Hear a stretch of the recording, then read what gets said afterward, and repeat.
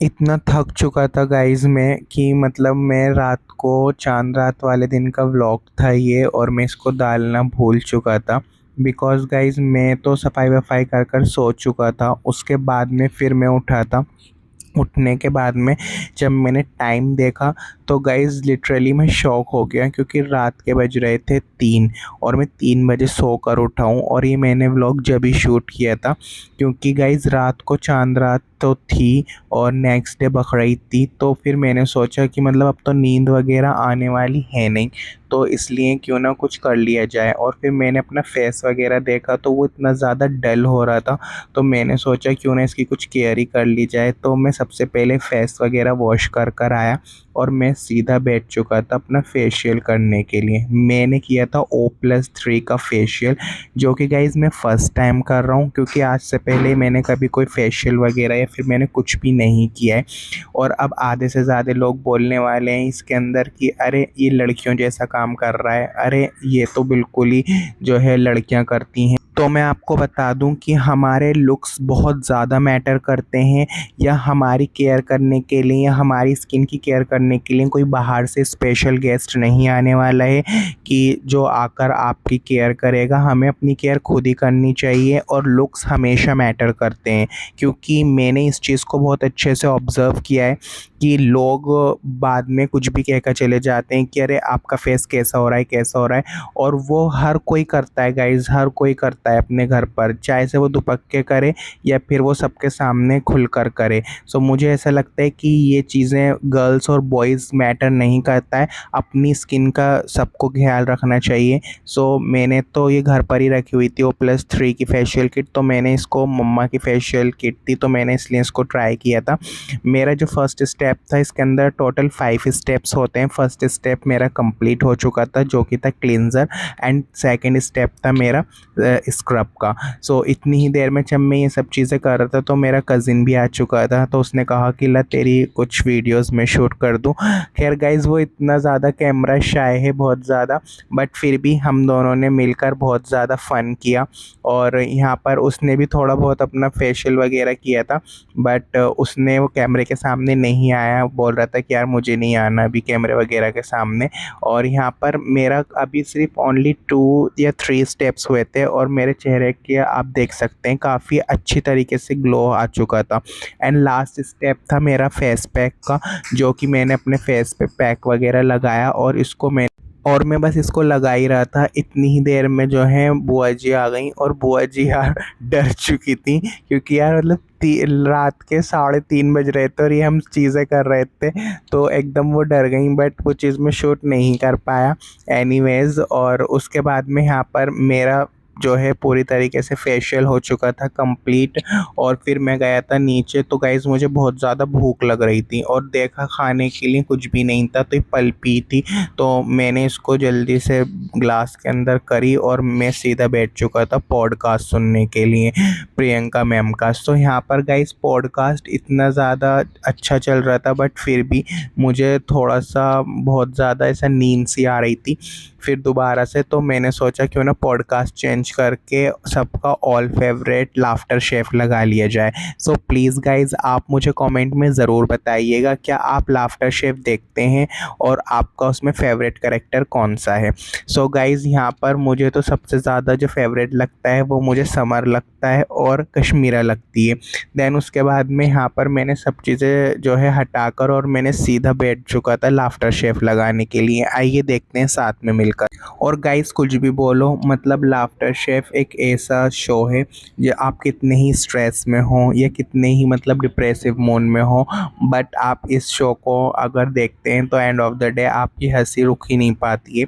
और ये काफ़ी शो इतना मतलब हाई टीआरपी लेकर जा रहा है, और इसका जो मतलब इसमें हर एक करेक्टर इतनी अच्छी तरीके से सेलेक्ट किया गया है कि मतलब आप अपनी हंसी को ना रोकते हुए भी नहीं रोक सकते, इतनी ज़्यादा हंसी आती है और यहाँ पर मेरी पल्पी भी ख़त्म हो गई थी इन सब चीज़ों को देखते देखते।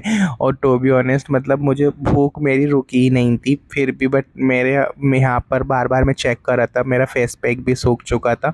तो फिर मैं जा चुका था सीधा इसको रिमूव करने के लिए, और यहाँ पर आकर जैसे भी मैंने रिमूव किया, सो गाइज़ आप चेक कर सकते हैं मेरे फेस को। मतलब जब मैंने पहले ट्राई किया था ना, मतलब इसको ट्राई भी नहीं किया था, तो मेरा फेस कैसा मतलब बहुत ज़्यादा रफली और मतलब बहुत गंदा डर्टी सा हो रहा था। बट फिर मैं गाइस सो गया था बीच में 1 घंटे के लिए। फिर मैं उठा था तो मतलब कुछ भी चीज़ अगर मेरी टाइम से हो जाए तो सबसे पहले, क्योंकि गाइस सिर्फ आधा घंटा था नमाज में, ईदगाह की नमाज में। सो आइए देखते हैं क्या मुझे ईदगाह की नमाज मिल पाएगी या नहीं। सो सबसे पहले उठते मैंने किया, सबसे जल्दी जल्दी ब्रश किया, और ब्रश वगैरह करने के बाद में सीधा मैं चले गया था अपना शावर लेने के लिए। शावर लेकर आकर मैंने जल्दी से कपड़े वगैरह चेंज किए, क्योंकि गाइस अब सिर्फ और सिर्फ मेरे पास में 20 मिनट्स बचे हुए थे। और यहाँ पर मैंने अपने कपड़े वगैरह चेंज करने के बाद में मुझे इतना ज़्यादा मतलब ऐसा हो रहा था कि बस मैं जल्दी से रेडी हो जाऊँ। और इधर मम्मा नाश्ता वगैरह भी बना रही थी, क्योंकि गाइस मुझे लग रहा था कि मैं नमाज़ नहीं पकड़ पाऊँगा और मैं ईदगाह तक पहुँच भी पाऊँगा या नहीं, मुझे कुछ भी आइडिया नहीं था। गाइस देखते हैं एंड तक। और उसके बाद में यहाँ पर जल्दी जल्दी मैं हो रहा था रेडी होने के बाद में यहाँ पर फिर मैंने कुछ सबसे पहले मैंने लिया था अपने लिए मॉइस्चराइज़र को अच्छी तरीके से मैंने फेस पे लगाने के बाद में फिर मैंने लिया था सनस्क्रीन, क्योंकि बाहर हो रही थी धूप। क्योंकि गाइस जब हम ईदगाह की नमाज़ पढ़ने के लिए जाते हैं तो वहाँ पर काफ़ी ज़्यादा धूप वगैरह रहती है, तो मैंने इस वजह से सनस्क्रीन भी लगा ली थी, क्योंकि सनस्क्रीन लगाना नहीं भूल सकते। एंड देन उसके बाद में फिर गाइस यहाँ पर ही मैंने अपनी दवाई लगाई थी पिंपल्स वगैरह के, जो मेरे स्कार्स वगैरह हो रहे थे दानों के, उस चीज़ के लिए। यहाँ पर मैं पूरी तरह से रेडी हो चुका था, ये देखने। फिर ये मैंने इतर लगाया था। सो गाइज ये इतर मेरे फ्रेंड ने मुझे गिफ्ट किया था और इसकी फ्रेगरेंस काफ़ी बेस्ट है, क्योंकि उन्होंने सऊदी गया था तो उनने मुझे वहाँ से आया था तो उनने गिफ्ट करा था। और यहाँ पर मैं हो चुका था पूरी तरह से रेडी। और रेडी होने के बाद में गाइज प्लीज़ कमेंट में मुझे ज़रूर बताइएगा कि मैं कैसा लग रहा हूँ आपको। एंड देन उसके बाद में यहाँ पर और इतनी ही देर में फिर मम्मा ले आई थी यहाँ पे नाश्ता। और मैंने गाइस नाश्ते में ज़्यादा कुछ लिया नहीं था, सिर्फ मैंने यहाँ पर चाचू के साथ में हंसी मजाक करते हुए सिर्फ चाय और पापा के साथ में ही ब्रेकफास्ट किया था। और जल्दी जल्दी मैं ब्रेकफास्ट कर रहा था, लेकिन उसके बाद में भी जो है काफ़ी टाइम बचा हुआ था, 15 मिनट्स थे।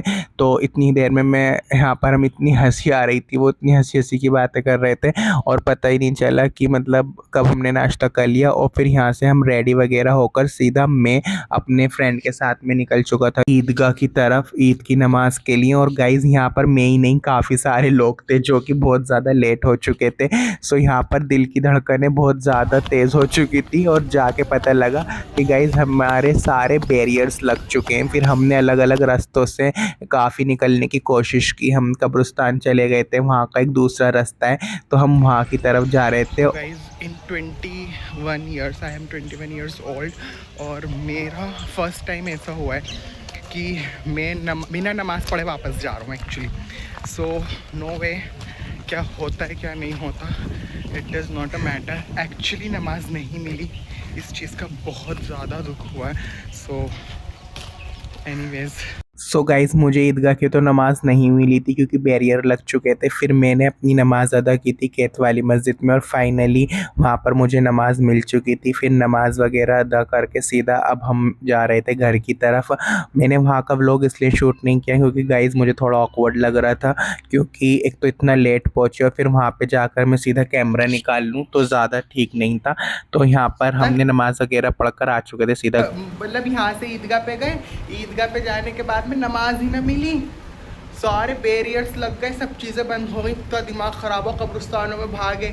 फिर वहाँ से भागने के बाद में फिर उधर से आए, वहाँ पे भी पुलिस वाले खड़े हुए, तो ना दिमाग ख़राब हो। फिर आखिर में आके वहीं पे पढ़नी पड़ी कैथ वाली मस्जिद। फिर वहाँ से आने के बाद में मैंने पिया था गाइस पानी, क्योंकि मतलब मैं इतना भागा हूँ इन माई फर्स्ट टाइम, मतलब मेरी लाइफ में, कि ईद की नमाज़ पढ़ने के लिए गया हूँ और मैं लेट हो गया था। तो मैं वहाँ से आने के बाद में इतना भागा, फिर वहाँ से आके मुझे इतना पसीना आ चुका था, तो मैंने सबसे पहले पानी वगैरह पिया घर पर आकर। और पानी वगैरह पीने के बाद में फिर इतनी देर में यहाँ पर आ चुके थे हमारे कसाई, जो कि हमारा बकरा काटने वाले थे। और गाइज़ आपने मेरा बकरा देखा नहीं था, क्योंकि मैंने वो व्लॉग भी नहीं डाला था। सो सबसे पहले आइए मैं आपको अपना बकरा दिखाता हूँ, क्योंकि हम उसको पिलाने के लिए जा रहे हैं पानी। सो आइए गाइज़ मैं दिखाता हूँ आपको अपना बकरा। और कल से रात से ये काफ़ी ज़्यादा अपसेट है, ना कुछ खा रहा था ना कुछ पी रहा था, पता नहीं क्यों गाइज़। और इसने अब भी पानी नहीं पिया, मैंने इसको पानी भी पिलाया था ना, तो इसने पानी वगैरह कुछ भी नहीं पिया। और इतना ज़्यादा अपसेट था ये, पता नहीं शायद इसको पता लग गया था। एंड देन उसके बाद में फिर यहाँ पर बन रहा था हमारा बकरा, तो यहाँ पर वो कट चुका था गाइस। तो हमारे फिर हमने सबके लिए जो डिस्ट्रीब्यूट करते हैं बाहर, जिनके कुर्बानी वगैरह नहीं होती है, तो उनके लिए हमने पॉलीथीन बनाई थी मम्मा के साथ में मिलकर, क्योंकि मुझे उनको डिस्ट्रीब्यूट करने के लिए भी जाना था। और यहाँ पर फिर मैंने कपड़े वगैरह चेंज कर कर अपनी सारी पैकेजिंग वगैरह की इनकी गोश्त की पिन्नियों की। और फिर मुझे जाना था सबसे पहले पहले मैंने मोहल्ले वगैरह में डिस्ट्रीब्यूट की थी जहाँ पर हम रहते हैं। एंड देन उसके बाद में फिर मुझे बुआ जी के मौसी जी के भी देकर आनी थी, तो इसलिए हमने काफ़ी सारी पॉलीथीन मैक आउट की थी। आइए देखते हैं।